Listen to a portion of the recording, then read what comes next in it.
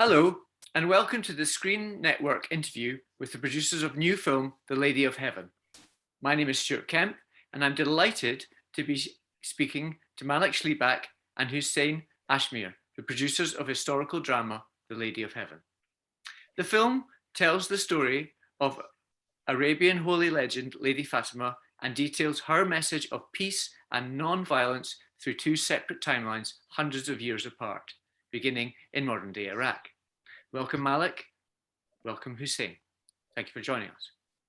Now, first of all, I'd like to ask, why did you decide to bring the story of Lady Fatima to the big screen? Thank you, Stuart. I really appreciate it. And so The Lady of Heaven, I mean, to answer that question, I'd need a really lengthy amount of time. The lady herself is such a important character to us. She's very well known across the Middle East, and she has such a deep, rich history. A lady that's impacted my life personally in ways that I can't even describe. My life revolves around the lady, and I think Hussein Ashmere would probably say the same thing. And the team, all of us, we just have this passion, and we've had this passion prior to this project as well, in terms of sharing the story of the lady with the world.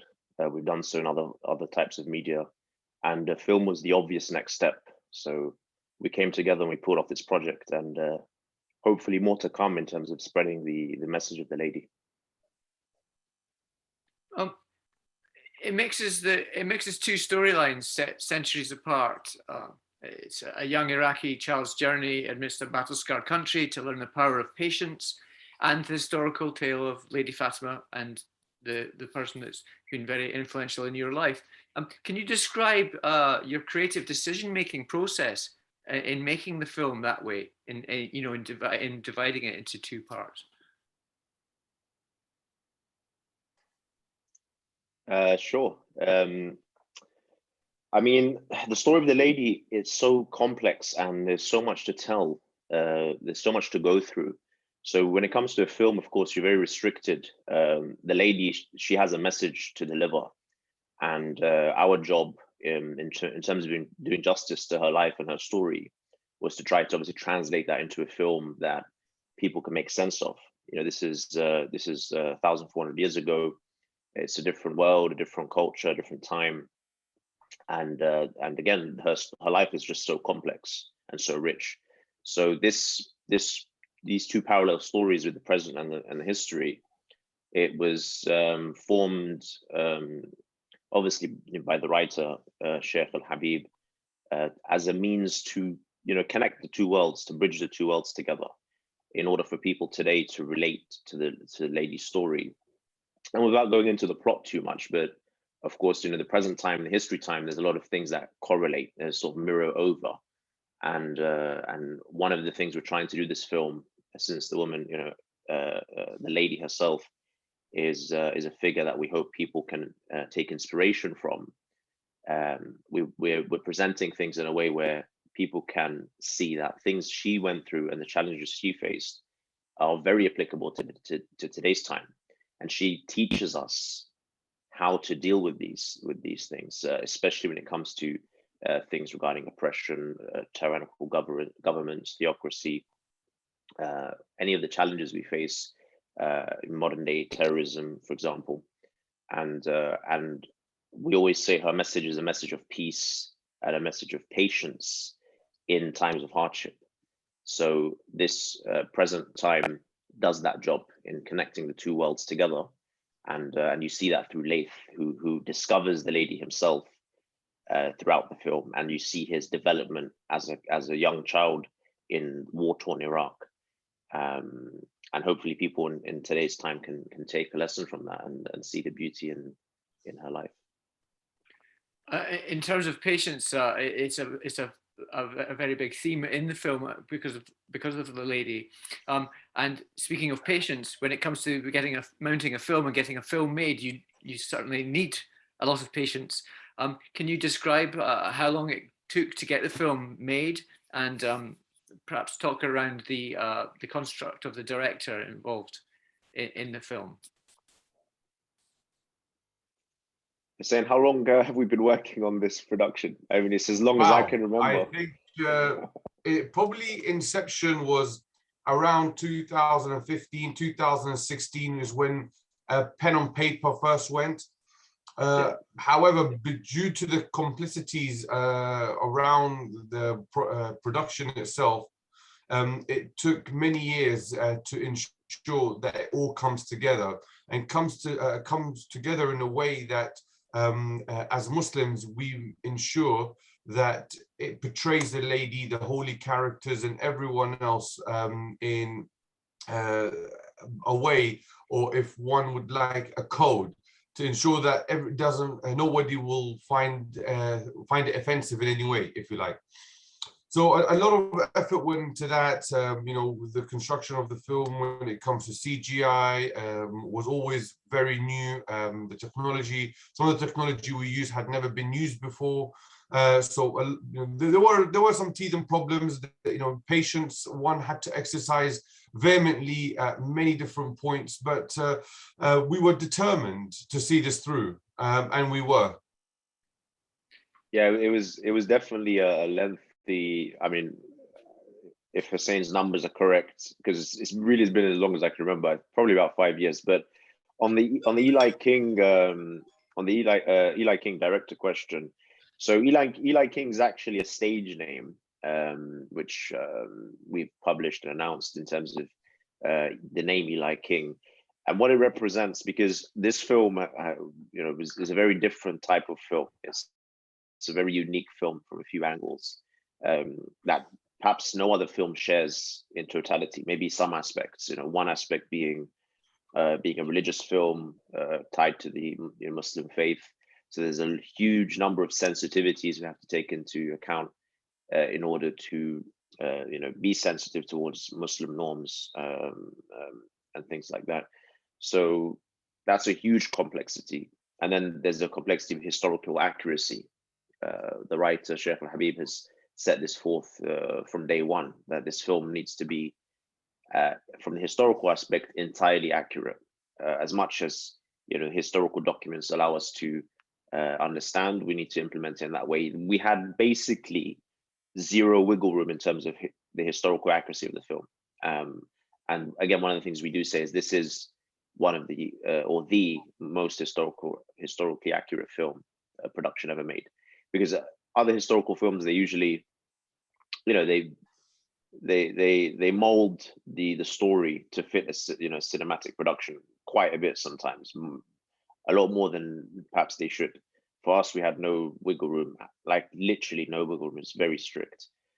So because of some of these complications, we took a new approach, which was to put into place a collaborative effort, which is the title Eli King. And this Eli King represents the collaboration between the writer Sheikh Al-Habib, between the team members, executive producers in Lighting Kingdom, and then Matthew Cooper's the producer, and John Stevenson, the creative consultant.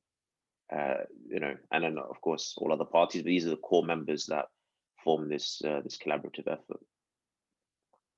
So going back to that, yeah, you, in accordance with the Muslim faith, you've obviously had to take and wanted to take great pains in not showing a holy person represented by a human. So no actor could actually play the role of the lady, or indeed the prophet.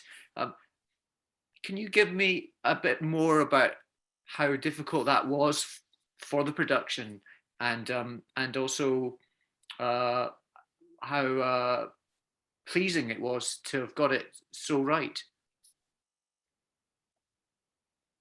Yeah, the holy characters, and yeah, extremely sensitive area of the film. And beginning this production, we kind of done our background research in terms of what has been done when it comes to holy personalities from the Muslim tradition. And you tend to see an example in The Message, the film The Message, featuring or starring Anthony Quinn. For the Prophet, for example, they put no one there. It's quite strange. You'll see the camel, and then someone's supposedly standing next to the camel or sitting on the camel, but no one's there, and you just you imagine they're signaling someone to be there, but there's no one actually there. You have other productions, maybe lower quality productions, where they have someone, but they only show them from the back, or they show a face and it's just extremely, bright light coming out the face. All these kind of were not suitable for a cinematic production, especially not in 2021. So we had to figure out a new approach, which was this CGI approach, which has never been done before. And yeah, so the characters are represented with this CGI, and we had to spend meticulous amounts of time with the VFX house to craft these holy characters again, very closely. Well, not very closely, but as exact as the historical records tell us of how these characters looked. So we pulled out. There was a whole year's of research. A whole year of research prior to the production starting, with all the historical research. And the historical documents actually tell you, for example, to the point of how many gray hair the Prophet has in his beard. Wow. Yeah, there's a lot of meticulous detail, in the historical records about how they look. So we had to kind of, work with the VFX house to get that spot on, and that being in line with the restrictions of the Muslim faith. So a lot of back and forth, because one of the hard things about that, the most challenging things, is trying to express or communicate with the VFX team about what's required. So there's whole bunch of steps just trying to get the message across in the first place, and there's a whole back and forth, and there's a whole huge tug of war. You have the creative vision of the artist. It was just really difficult, but in the end the results were outstanding, and I think they do justice to the holy characters. You mentioned Oscar winner John Stevenson earlier. Can you what did he bring to the storytelling and the project? Can you expand on that a little bit, please? Yes, John is, just on the fact alone, I'm sure you're aware, he was the CEO of Jim Henson's Creature House. Right. Yeah. And that just that tells you about his creative levels. He's an immensely creative person. I admire him greatly, and working with him was a great joy. He's such a positive and driven person. You always have this mindset, because he is from a directing background as well, in terms of directing films. So you usually imagine directors or people of that position, very, maybe driven in a maybe a bit of a harsh way, trying to get the ball rolling in a direction they want. But his approach is very sort of positive, optimistic, and he allows the creative discussions to flow, which was his role as a creative consultant, which he fit perfectly.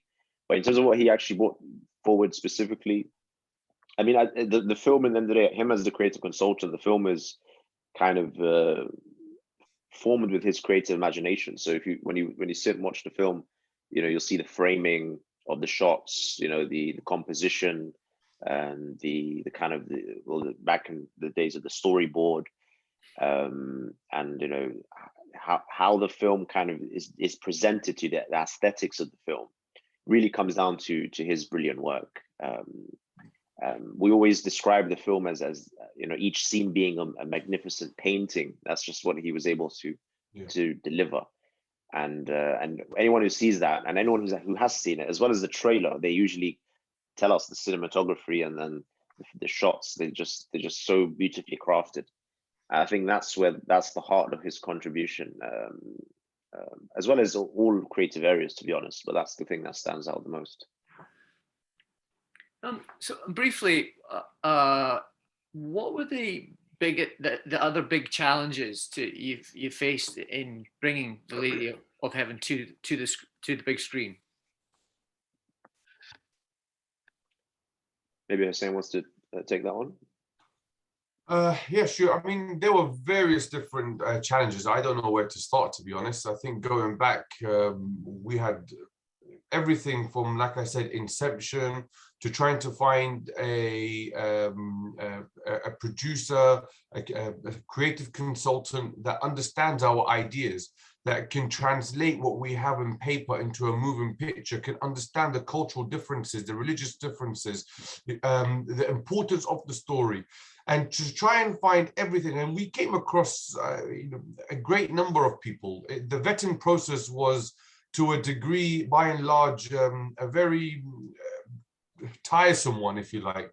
And Matthew and John Stevenson hit the nail on the head to a degree. It was a bumpy road, having said that, but nevertheless, as naturally one would expect it to be. But we got there at the end. I can recollect issues that we had in Georgia during filming, issues where we had with the VFX house here down in Bournemouth, and there were so many. But the great thing is working together with many of these great minds to deliver the final picture for us was something very, very special. And let's not forget, always going back to and having His Eminence Sheikh Al-Habib available for as and when to answer religious guidance questions, because you're always hit with barriers or new tasks, if you like, and you're not sure exactly where they sit.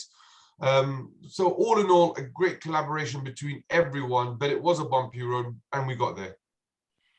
And I will add as well that going into post-production, COVID hit. So the industry basically came to a standstill, and our films just come out of filming and we want to, push through post-production. So that was a huge challenge, and a lot of corners had to be cut, but in the end, we kind of just pushed through with Matthew's great producer work. I was about to say, veterans like Matthew and John didn't know what to do then. These were people that we relied on at times of uncertainty, and they were, scratching their heads at one point. But luckily, like the whole world did, we figured a way out. You thought on your feet. So briefly, what would you like audiences to take away with them having seen your film? I mean, for me, it's understanding who the lady was. And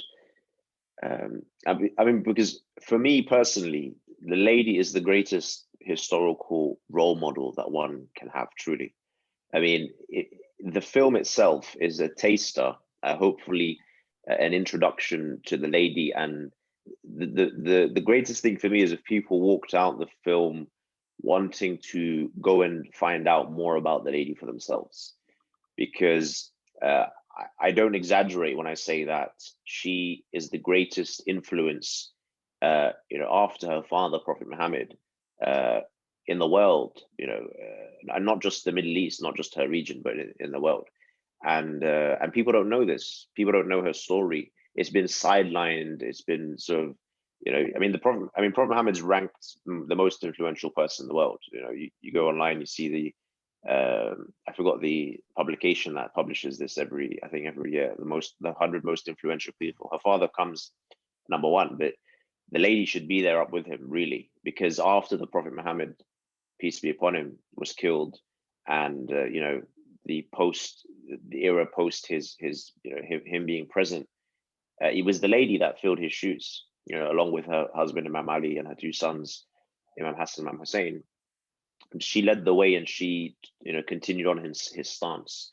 And anyone who's looked into that period of history after the Prophet Muhammad, there was a lot of turmoil, a lot of chaos in that region amongst the Muslims. It was really chaotic, because that seat of power kind of, with the Prophet not being there, just all sorts of things started to erupt. And the lady,